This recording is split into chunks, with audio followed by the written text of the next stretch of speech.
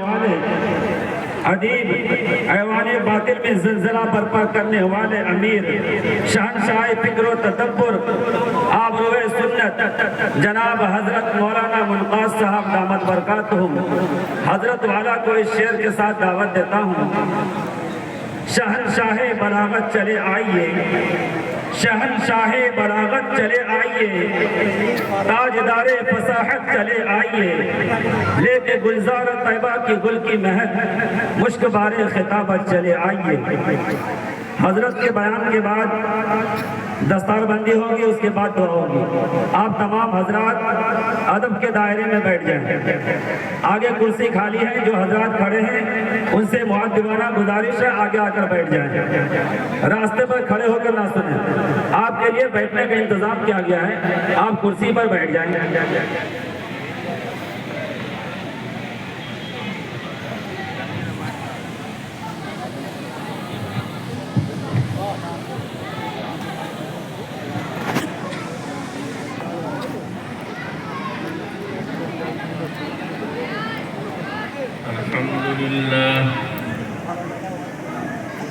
الحمد لله نحمده ونستعينه ونستغفره ونؤمن به ونتوكل عليه ونعوذ بالله من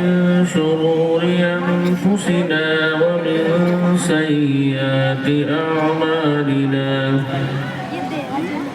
من يهده الله فلا مضل له ومن يضلله فلا هادي له ونشهد أن محمدا عبده ورسوله أعوذ بالله من الشيطان الرجيم بسم الله الرحمن الرحيم يا أيها الذين آمنوا إنما الخمر والميسر والأنساب والأزلام رجس من عمل الشيطان فاجتنبوه لعلكم تهتدون صدق اللہ العظیم۔ محترم علماء کرام اور میرے سامنے بیٹھے ہوئے معزز سامعین کرام، اللہ تبارک و تعالیٰ کا بڑا ہی کرم اور اس کا احسان ہے کہ اس نے ہمیں ایک ایسی مجلس میں حاضر ہونے کی توفیق عطا فرمائی ہے کہ جس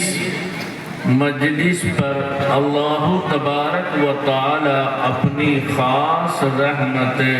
نازل فرماتا ہے۔ دوستو، یوں تو دنیا کے اندر مختلف طرح کی مجلسیں سجائی جاتی ہیں،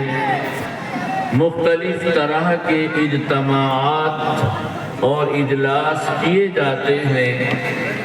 لیکن وہ اجتماعات اور وہ مجلسیں جن پر اللہ تبارک و تعالیٰ کا خاص فضل نازل ہوتا ہے، وہ مجلسیں ہوتی ہیں کہ جن مجلسوں میں اللہ اور اس کے رسول صلی اللہ علیہ وسلم کا نام نامی لیا جاتا ہے۔ دوستو، ہم لوگ مغرب بعد سے لے کے اور اب تک اپنے بچوں سے، اپنے مہمانان کرام سے اور علماء کرام سے دین کی بڑی ہی قیمتی اور اہم باتیں سن رہے تھے۔ اللہ تعالی ہمیں عمل کی توفیق عطا فرمائے۔ اور اب یہ جلسہ اختتام کی طرف رواں دواں ہے۔ بہت ہی تھوڑے وقت کے اندر اس اجلاس کا اختتام ہو جائے گا۔ دوستو، جو آیت میں نے آپ حضرات کے سامنے تلاوت کی ہے، چند باتیں اسی آیت کے ضمن میں آپ کے سامنے بیان کر کے میں بھی اپنی بات کو ختم کر دوں گا اور انشاءاللہ پھر دعا ہو جائے گی۔ بزرگان محترم، اللہ تبارک و تعالی نے اس دنیا کے اندر انسان کو پیدا کیا اور انسان کے ساتھ ساتھ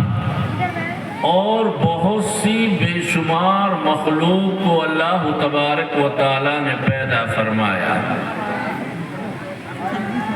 یہ بیان کیا گیا ہے کہ تقریباً اللہ تبارک و تعالی نے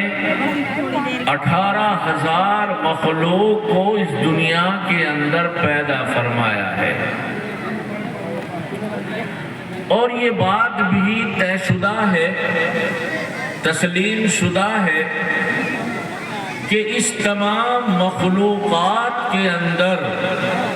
جو درجہ، جو مرتبہ اللہ تبارک و تعالی نے انسان کو عطا کیا ہے، وہ کسی دوسری مخلوق کو عطا نہیں کیا۔ اسی لیے کہا گیا ہے، اللہ تبارک و تعالی نے قرآن پاک میں ارشاد فرمایا، لَقَدْ خَلَقْنَا الْإِنسَانَ فِي أَحْسَنِ تَقْوِيمٍ۔ اللہ تعالیٰ فرماتا ہے کہ یوں تو ہم نے دنیا کے اندر بے شمار مخلوق پیدا کی ہے، لیکن جو خوبصورتی، جو سجاوٹ اور جو بناوٹ ہم نے انسان کو عطا فرمائی ہے، وہ کسی دوسری مخلوق کو ہم نے عطا نہیں فرمائی ہے۔ لَقَدْ خَلَقْنَا الْإِنسَانَ فِي أَحْسَنِ تَقْوِيمٍ۔ اللہ تعالیٰ فرماتا ہے کہ ہم نے انسان کو بڑے ہی خوبصورت سانچے میں ڈھالا ہے، ایک بہترین انداز میں ہم نے انسان کی بناوٹ کی ہے، بڑے ہی خوبصورت انداز میں ہم نے انسان کو بنایا ہے۔ دوستو، اللہ تبارک و تعالی نے انسان کو اشرف المخلوقات بنایا، اور جو درجہ انسان کو عطا کیا دوسری مخلوق کو عطا نہیں کیا، اور اسی کے ساتھ ساتھ جو ضروریات انسان کی ہو سکتی تھی، اللہ تبارک و تعالی نے ان تمام ضروریات کا انتظام بھی فرمایا۔ اس دنیا کے اندر بہت سی ایسی چیزیں ہیں کہ جن کو ہمیں استعمال کرنے کی اجازت ہے، جن کو ہمیں کھانے کی اجازت ہے، جن کو ہمیں پینے کی اجازت ہے، لیکن بہت سی چیزیں ایسی ہیں کہ ہمیں ان چیزوں کو نہ استعمال کرنے کی ضرورت ہے، نہ کھانے کی اجازت ہے، اور نہ ہی ہمیں پینے کی اجازت ہے۔ گویا کہ وہ تمام چیزیں ہمارے لیے حرام ہیں، وہ تمام چیزیں ہمارے لیے حلال نہیں ہیں۔ گویا کہ اللہ تبارک و تعالی نے ہمیں اپنی زندگی گزارنے کے لیے ایک حد مقرر کر دی ہے، ایک دیوار قائم کر دی ہے۔ اگر ہم اس حد سے آگے بڑھیں گے، اگر ہم اس دیوار سے آگے چھلانگ لگائیں گے، تو ہم اللہ تبارک و تعالی کی حدود کو پار کرنے والے مانے جائیں گے۔ اور ایسے لوگوں کے بارے میں اللہ تبارک و تعالی نے یہ ارشاد فرمایا، وَمَن يَتَعَدَّ حُدُودَ اللَّهِ فَقَدْ ظَلَمَ نَفْسَهُ، کہ وہ لوگ کہ جو اللہ تبارک تبارک و تعالیٰ کی حدود سے تجاوز کرتے ہیں، گویا کہ وہ اپنے نفس پر ظلم اور زیادتی کرتے ہیں۔ بزرگان محترم، ایک جگہ پر اللہ تبارک و تعالیٰ نے ارشاد فرمایا، یا ایھا الناس کلوا مما فی الارض حلالا طیبا، کہ اے لوگو تم زمین کے اندر سے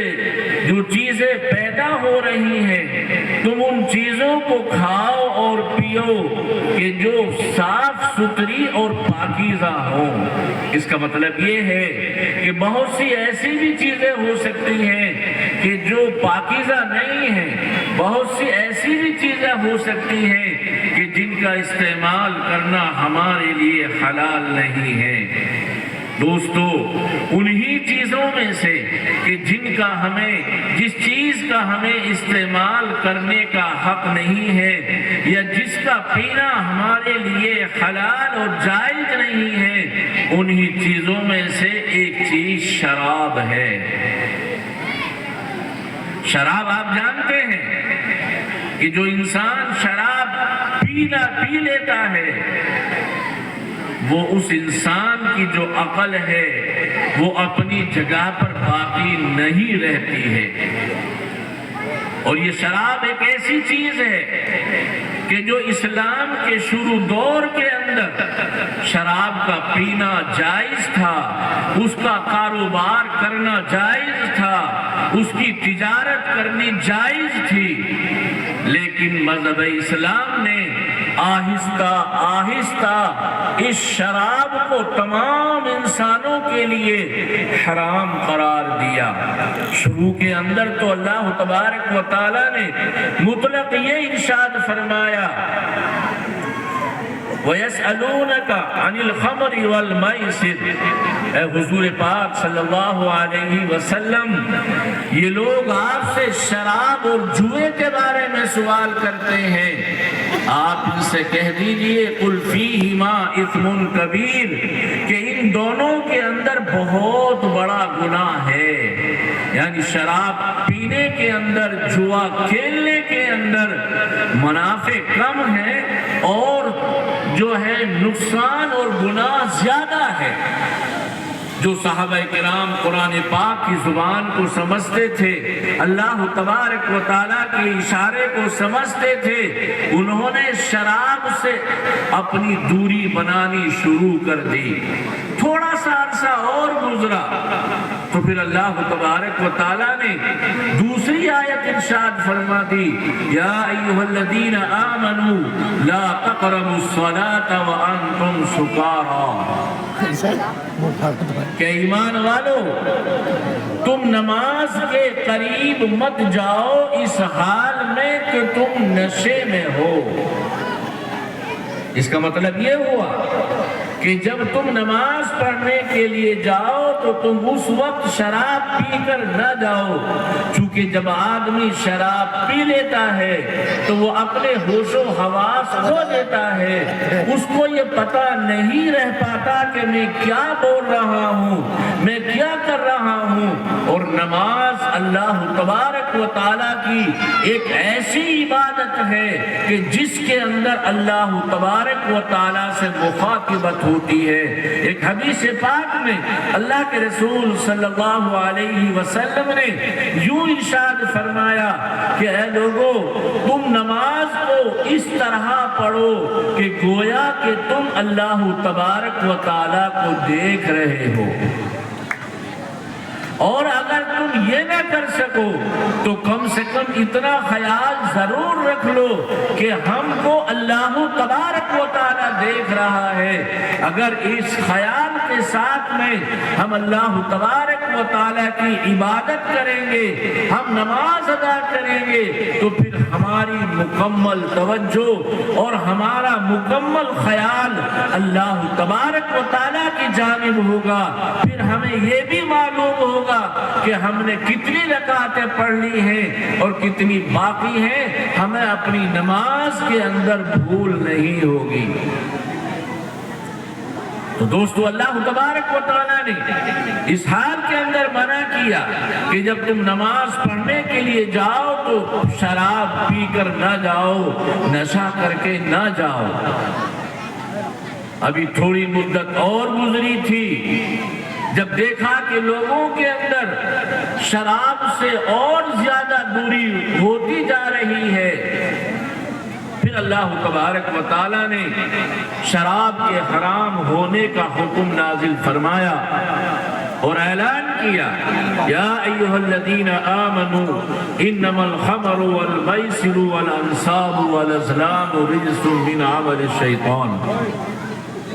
ایمان والو، یہ شراب اور یہ جوا اور یہ بت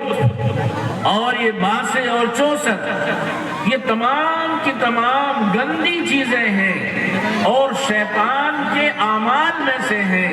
شیطان کے کاموں میں سے ہیں۔ فاجتنبوہ، لہذا تم اس سے پرہیز کرو، لعلکم تفلحون، امید کہ تم کامیاب ہو جاؤ گے۔ دوستو، جس وقت یہ آیت پاک اللہ تبارک و تعالیٰ نے قرآن پاک میں نازل فرمائی تو معلوم ہے مدینے کی گلیوں کے اندر شراب اس طرح بہ رہی تھی کہ جس طرح برسات کے موسم میں گلی کوچوں کے اندر پانی بہتا ہے، شراب اسی طرح مدینے کی گلی کوچوں کے اندر بہ رہی تھی، اس لیے کہ شراب کا کاروبار اس وقت جائز تھا۔ لوگوں نے بڑی قیمتی شراب اپنے پاس بڑے بڑے برتنوں میں، بڑے بڑے مٹکوں میں محفوظ کر رکھی تھی، لیکن جب اللہ کے رسول صلی اللہ علیہ وسلم نے اعلان کیا کہ لوگوں آج سے شراب کو حرام کر دیا گیا ہے، تو پھر شراب چاہے کتنی بھی قیمتی ان کے پاس تھی، تمام صحابہ کرام نے ایک منٹ کے اندر اس شراب کو مدینے کی گلیوں کے اندر بہا دیا، اور یہ بھی فکر نہیں کیا کہ یہ قیمتی شراب ہے، اگر ہم اس کو اپنے پاس سے ختم کر دیں گے تو ہمارے پیسے کا کیا ہوگا، ہماری قیمت کا کیا ہوگا، کوئی پرواہ نہیں کی۔ اسی وقت میں نافع ابن کیسان ایک بہت بڑے شراب کا کاروبار کرتے تھے۔ وہ اپنے سفر سے ملک شام سے واپس لوٹے، جیسے ہی واپس لوٹے تھے اللہ کے رسول صلی اللہ علیہ وسلم نے شراب کے حرام ہونے کا اعلان کر دیا۔ وہ حضور کے پاس آئے، آنے کے بعد میں حضور سے کہا کہ حضور، میں تو بڑی قیمتی شراب لے کر آیا تھا اور میرا اس شراب کے خریدنے کے اندر بہت بڑا روپیہ بھی خرچ ہوا ہے، کیا مجھ کو اس بات کی اجازت ہے کہ میں اس شراب کو بیچ لوں اور جو کچھ میرا روپیہ پیسہ اس میں لگا ہے میں اس کو وصول کر لوں؟ دوستو، اللہ کے رسول صلی اللہ علیہ وسلم نے فرمایا نہیں، اب اجازت نہیں ہے، تمہارا اس شراب کے اندر کتنا ہی زیادہ روپیہ لگا ہوا ہو، کتنا ہی سرمایہ اس شراب کے اندر خرچ ہوا ہو، لیکن جب اللہ تبارک و تعالیٰ نے اس کو حرام کر دیا، اس کے پینے کو حرام کر دیا، اس کے کاروبار کو حرام کر دیا، اب اس میں ایک ذرہ برابر بھی شراب بیچنے کی یا پینے کی اجازت نہیں ہے۔ دوستو، انہوں نے ذرہ برابر بھی اس بات کی پرواہ نہیں کی، اور جتنی شراب لائے تھے وہ پوری کی پوری شراب مدینے کی گلیوں کے اندر بہا دی۔ میرے دوستو، یہ ہماری تاریخ ہے، یہ ہمارا کلچر ہے، یہ ہماری تہذیب ہے کہ جس بات کو ہمارے پیغمبر سرکار دو عالم عالم صلی اللہ علیہ وسلم منع فرما دے تو پھر ہمارے صحابہ کرام نے کلمہ لا الہ الا اللہ محمد الرسول اللہ پڑھنے والوں کی جماعت نے ذرہ برابر یہ پرواہ نہیں کی کہ اس کے اندر ہمیں کتنا نقصان ہوگا، فوراً حضور پاک صلی اللہ علیہ وسلم کے حکم کی تعمیل کی ہے۔ ایک موقع پر آپ جانتے ہیں اسلامی تاریخ کے اندر ایک صلح ہوئی ہے جس کو صلح حدیبیہ کہا جاتا ہے۔ صلح حدیبیہ کے موقع پر حضور پاک صلی اللہ علیہ وسلم نے حضرت عثمان غنی رضی اللہ تعالی عنہ کو مکے کے حالات کا جائزہ لینے کے لیے بھیجا، چونکہ ان کا خاندان مکے کے اندر باعزت خاندان تھا، لوگ ان کے خاندان کا احترام کیا کرتے تھے۔ حضرت عثمان غنی رضی اللہ تعالی عنہ کو وہاں کے حالات کا جائزہ لینے کے لیے حضرت عثمان غنی رضی اللہ تعالی عنہ کو بھیجا۔ جب حضرت عثمان غنی رضی اللہ تعالی عنہ مکے کے اندر پہنچے تو آپ کا جو تہمد تھا وہ ٹخنوں سے اوپر تھا، ٹخنوں سے نیچے نہیں تھا۔ جو ان کے خاندان کے لوگ تھے، جو بڑے بڑے رؤساء اور مالدار تھے، اس وقت ان مالداروں کا پہناوا اور ان کا فیشن یہ ہوا کرتا تھا کہ ان کا تہمد، ان کی لنگی زمین کے اندر کھچڑا کرتی تھی، زمین سے لگ کر ان کا تہمد اور ان کی لنگی جو ہے زمین میں لتھڑ جاتی تھی۔ حضرت عثمان غنی رضی اللہ تعالی عنہ جب پہنچے مکے کے اندر تو ان کے خاندان والوں نے کہا، اے عثمان یہ تم نے کیا کر رکھا ہے؟ کیا تمہارے پاس دوسرا تہمد نہیں تھا؟ کیا تمہارے پاس دوسری لنگی نہیں تھی جو تم نے یہ اپنا تہمد ٹخنوں سے اوپر کر رکھا ہے؟ ہم لوگ تو اس کو حقیر سمجھتے ہیں، ہم لوگ تو ایسے انسان کو ذلیل سمجھتے ہیں کہ جس کا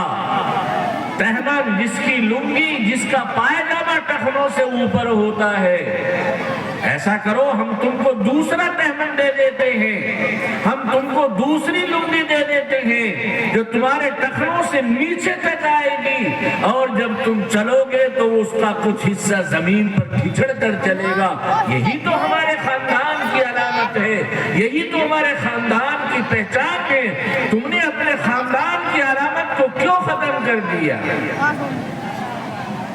دوستو ذرا غور سے سنیے گا، حضرت عثمان غنی رضی اللہ تعالی عنہ، ان کو ذی النورین کہا جاتا ہے۔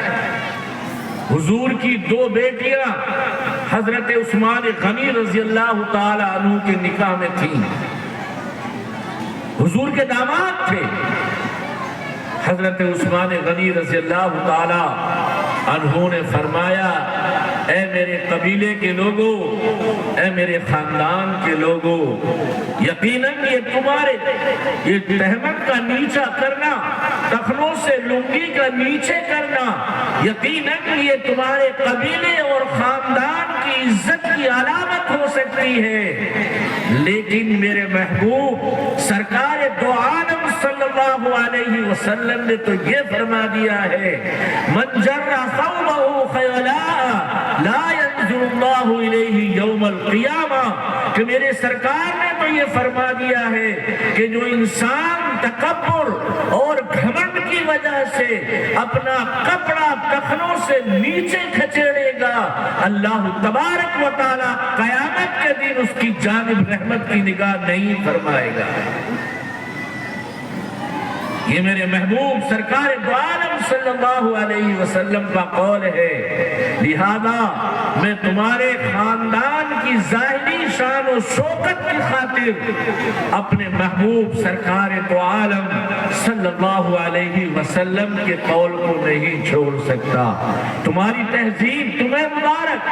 تمہارا کلچر تمہیں مبارک، لیکن میں اللہ کے رسول صلی اللہ علیہ وسلم کے سے کہی ہوئی ہونٹوں سے نکلی ہوئی بات کو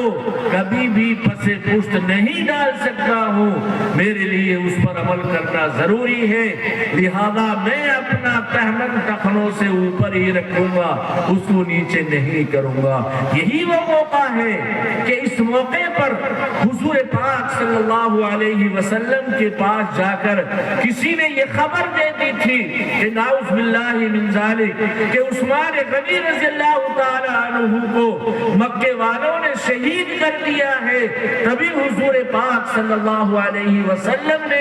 ایک پیڑ کے نیچے بیٹھ کر تقریباً 1400 صحابہ سے اپنے ہاتھ پر بیعت کی تھی، اور قرآن پاک میں باقاعدہ اس کا تذکرہ موجود ہے، لقد رضی اللہ عن المؤمنین اذ یبایعونک تحت الشجرہ۔ اس آیت کے اندر اللہ تبارک و تعالی نے اسی واقعے کو بیان کیا ہے۔ تو دوستو، اللہ والوں کی شان یہ ہوا کرتی ہے کہ اللہ کے رسول صلی اللہ علیہ وسلم جب کسی بات کے کرنے کو منع کر دے، جب کسی عمل کے کرنے پر روک لگا دے، تو چاہے وہ کتنا ہی قدیم کیوں نہ ہو، چاہے وہ کتنا پرانا ہی کیوں نہ ہو، لیکن جب اللہ کے رسول صلی اللہ علیہ وسلم کی جانب سے ممانعت کا پیغام آ گیا تو اس کو ایک دم چھوڑ دیا، ذرہ برابر اس میں کسی طرح کی کوئی ضد نہیں کی ہے۔ دوستو، یہ شراب انہی چیزوں میں سے تھی۔ یہ اس وقت کا زمانہ ہے کہ جب حضور پاک صلی اللہ علیہ وسلم کی موجودگی میں کفار مکہ اپنی مجلسوں میں گانا بجانا کیا کرتے تھے، اور باقاعدہ شراب جو ہے پیالوں میں کر کر پی جاتی تھی، اور ناچنے گانے کی محفلیں ہوا کرتی تھی، لوگ اس میں بہت زیادہ حصہ لیا کرتے تھے، لیکن جب اللہ کے رسول نے منع فرما دیا تو دوستوں وہ منع ہو گیا۔ پھر کوئی بھی کلمہ لا الہ الا اللہ محمد الرسول اللہ پڑھنے والا شراب کے قریب نہیں گیا۔ میرے بھائیوں،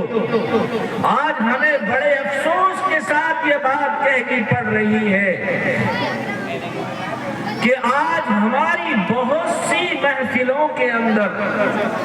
آج ہماری بہت سی تقریبات اور بہت سے فنکشنوں کے اندر شراب کا پینا پلانا ایک ہماری آج اعلیٰ کوالٹی کی علامت بن گئی ہے۔ لوگ جو ہیں جب تک اس محفل کے اندر، یہاں تک کہ اس شادی کے اندر جب تک شراب کھلے عام نہیں پلائی جاتی، جب تک وہ ہماری مجلسیں بہت بڑی مجلس نہیں مانی جاتی، VIP مجلسیں نہیں مانی جاتی، جب تک شراب کھلے عام طور پر نہیں پلائی جاتی، اس مجلس کا کوئی تذکرہ ہی نہیں کیا جاتا ہے۔ دوستو، افسوس تو یہ ہے کہ پہلے تو عام طور پر مرد ہی شراب کو پیا کرتے تھے، لیکن آج تو یہ معلوم ہوا ہے کہ کچھ عورتیں بھی اس شراب کو پینے لگی ہیں، عورتیں بھی شراب پینے لگی ہیں۔ افسوس کا مقام ہے دوستو، جس انسان کو شراب پینے کی لت ہو جاتی ہے، جس انسان کو شراب پینے کی عادت پڑ جاتی ہے، دوستو شرعی طور پر اس نے حرام کام تو ضرور کیا ہے،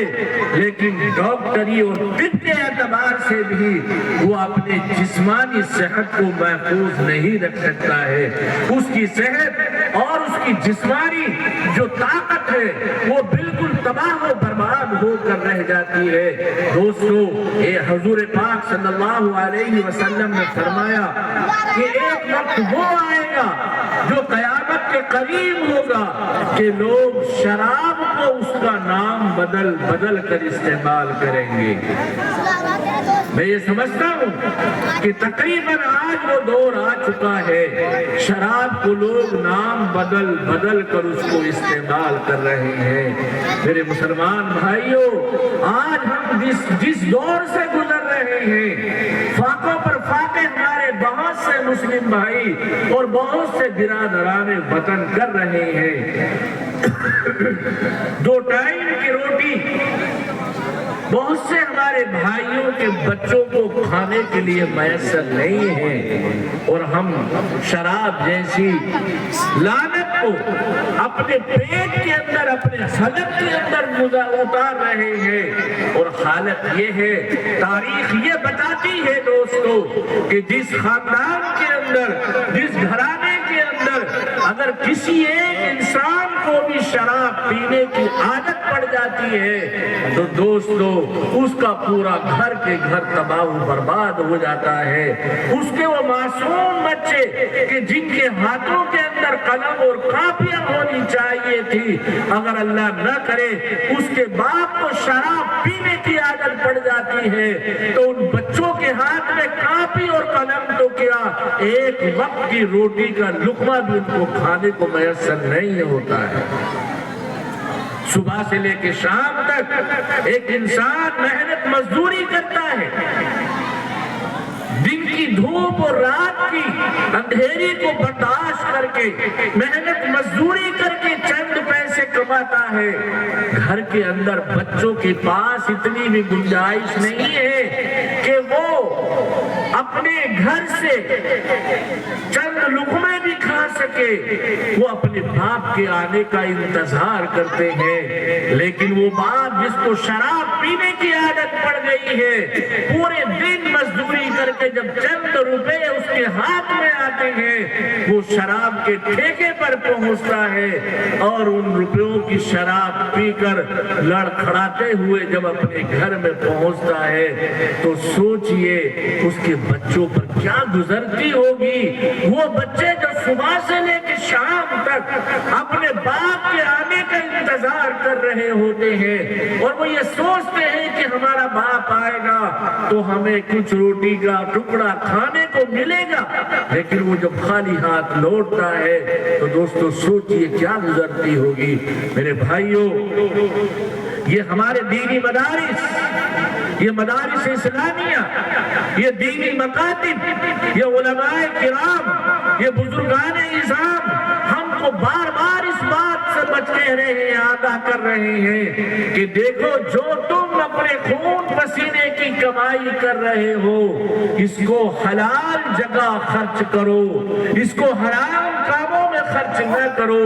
اس لیے کہ قیامت کے دن جہاں چند باتوں کا سوال کیا جائے گا اور اس سے جواب مانا جائے گا انسان سے، ان میں سے ایک سوال یہ بھی ہوگا کہ اس نے وہ مال کہاں سے کمایا اور کہاں پر خرچ کیا، وہ مال کس طرح کمایا اور کہاں پر خرچ کیا۔ جب تک وہ ان باتوں کا جواب نہیں دے گا تب تک اللہ تبارک و تعالیٰ کے سامنے سے وہ اپنے قدموں کو نہیں ہٹا سکتا ہے۔ دوستو، ہمیں اپنے بچوں کی تعلیم کو باقی رکھنے کے لیے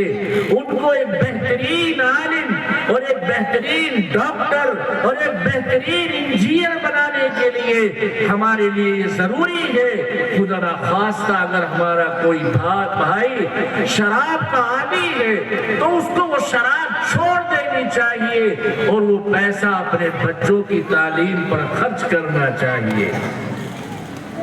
دوستو، اگر کوئی شرابی بغیر توبہ کے مر جاتا ہے، اس کو توبہ کی توفیق نہیں ہوتی، تو معلوم ہے اللہ تبارک و تعالیٰ اس کو کیا عذاب دیں گے؟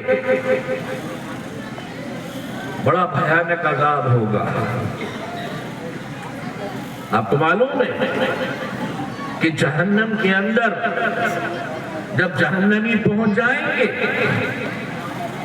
اور جہنم کی آگ ان کے جسموں کو جلا کر راکھ کر دے گی اور ان کے زخموں سے پیپ اور کچ لہو بہے گا، تو اسی دوزخ کے اندر وہ لوگ بھی ہوں گے، وہ شرابی بھی ہوں گے جو بغیر توبہ کے مر گئے ہوں گے۔ جب ان کو پیاس کی شدت محسوس ہوگی، اللہ تبارک و تعالیٰ فرشتوں کے ذریعے سے حکم دے گا کہ جو پیپ اور کچ لہو ان جہنمیوں کے زخموں سے بہ رہا ہے، لہذا ان شرابیوں کو پینے کے لیے دے دیا جائے۔ اور ایک دوسری حدیث کے اندر تو یہاں تک بیان کیا گیا ہے کہ اسی جہنم کے اندر بہت سی ایسی عورتیں بھی ہوں گی جو دنیا کے اندر زناکاری کے کام میں مبتلا تھی یا بدکاری کے کام میں مبتلا تھی اور تو بغیر توبہ کے مر گئی۔ تو دوستو، جب یہ جہنم میں پہنچیں گی، اللہ تبارک و تعالی عذاب کے طور پر، سزا کے طور پر ان کی شرمگاہوں سے ایک بدبودار پانی جاری کر دے گا، اور وہ پانی ایسا بدبودار ہوگا کہ جس کی وجہ سے تمام جہنمی پریشان ہو جائیں گے۔ جب ان شرابیوں کو پیاس لگے گی تو اللہ تبارک و تعالی فرشتوں کو حکم دے گا کہ ان شرابیوں کو وہ بدبودار پانی پلا دیا جائے جو زناکار بدکار عورتوں کی شرمگاہوں سے بہ رہا ہے۔ میرے بھائیوں، یہ تو ہلکی سی ایک جھلک ہے شرابی کو عذاب دینے کی۔ اللہ نہ کرے ہمارے رشتہ داروں میں، ہمارے بھائیوں میں، ہمارے خاندان میں، ہمارے دوستوں میں، ہمارے متعلقین میں کوئی ایسا شخص موجود ہو کہ جس کو شراب پینے کی لت پڑ گئی ہو۔ ہماری ذمہ داری ہے کہ ہم اپنے اس بھائی کی عادت کو چھڑائیں،